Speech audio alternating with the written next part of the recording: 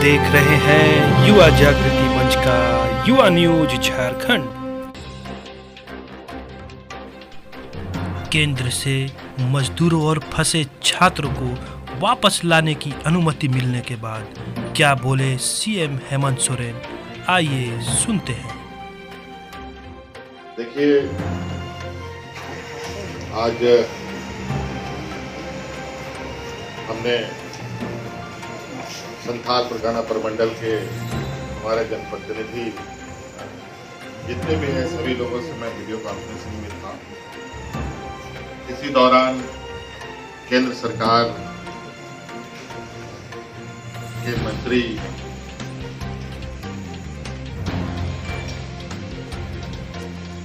Rail मंत्री आदरणीय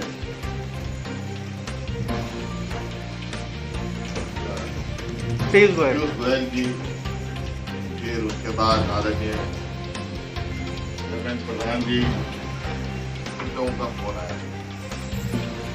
इस दौरान शायद वो आए जाना चाहते थे, प्रवासी मजदूर और छात्राओं को लेकर और बाहर फंसे जितने भी लोगों ने उनकी हमने कहा ये तो हम लगातार केंद्र सरकार से अनुमति मांग रहे थे कि दिशा निर्देश हमें दिया जाए, केंद्र सरकार कोई ऐसे उपाय करे जिससे जो सामाजिक प्रेशर था वो कम किया जा सके।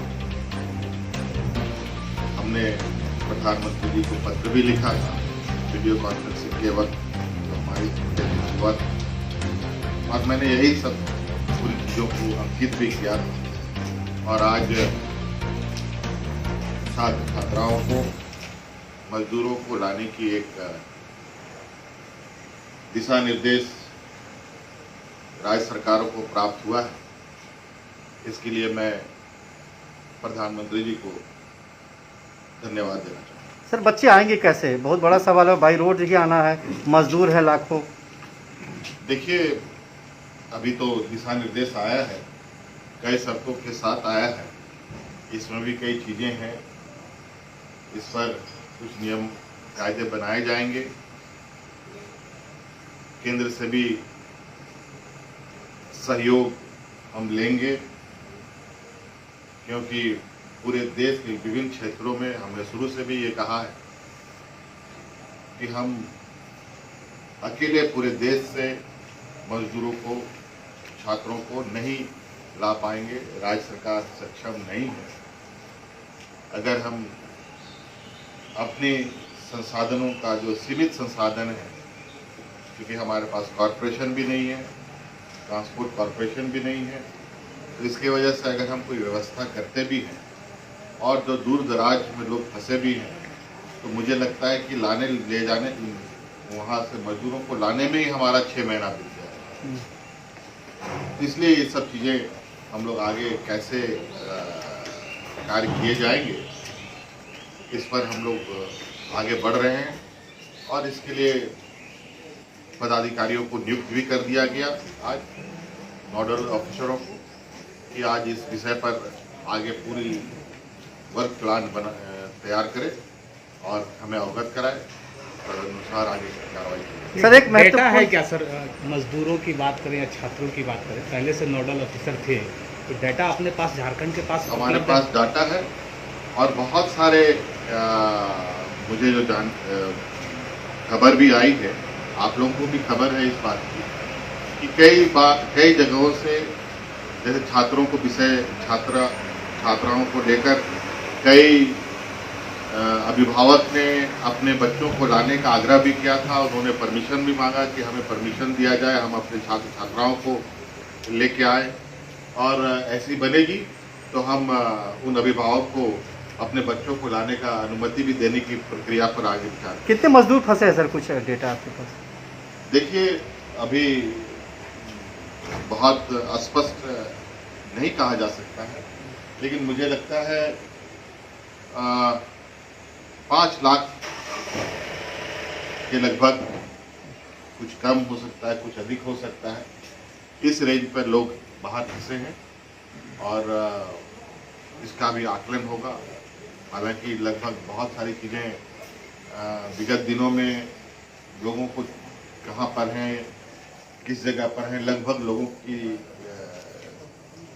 को उनका जगह पहचान कर ली गई है और हम लोग आगे का इसका कैसे उस जगह से लोगों को एविक्यूएट किया जा सके, ये हम लोग तैयारी करेंगे। मुख्यमंत्री जी, आपने पहले भी ये सवाल उठाया था कि जो लोग आएंगे उसके बाद आपकी चुनौती बढ़ने वाली है, मतलब स्क्रीनिंग से है, उसके लिए क्या कुछ आप सोच रहे हैं, छात्रों के लिए भी और मजदूरों के लिए भी? ये हम आपको बताएंगे समय आने पर। अभी चूंकि ये चीज़ें अभी हमारे पास अभी थोड़ी देर पहले ये आदेश आया है, अब इसके बाद हमारे पास क्या संसाधन है, कितने संसाधन हैं, इसका पूरा विवरणी विभाग की तरफ से भी आपको उपलब्ध कराया जाएगा, या फिर जब हम आपसे बात करेंगे हम आपको पूरा विस्तृत रूप से बताने की स्थिति पर रहेंगे, क्योंकि अभी तो जब तक ये ऑर्डर आता तब तक सारे पदाधिकारी अपने अपने घर जा चुके हैं। सर, एक महत्वपूर्ण सवाल रिम्स को लेकर है, रिम्स डायरेक्टर को लेकर है सर।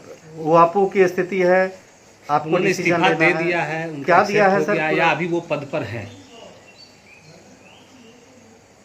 देखिए, उनका मुझे जो जानकारी प्राप्त है, जो अनऑफिशियली, वो ये है कि शायद उनका चयन दूसरे संस्थान में हुआ है और वो सरकार से अनुमति चाह रहे हैं कि वो यहाँ से जाएं, और चूंकि इसी बीच कोरोना का संक्रमण आया है और इसमें विभाग ने अपने तरीके से क्या कार्रवाई की है इसकी जानकारी अभी मुझे नहीं है, लेकिन हाँ ये बात है कि उन्होंने शायद जो उनकी चयन हुई है वहाँ जाने की उन्होंने इच्छा जताई। ठीक है, थैंक यू। Thank you.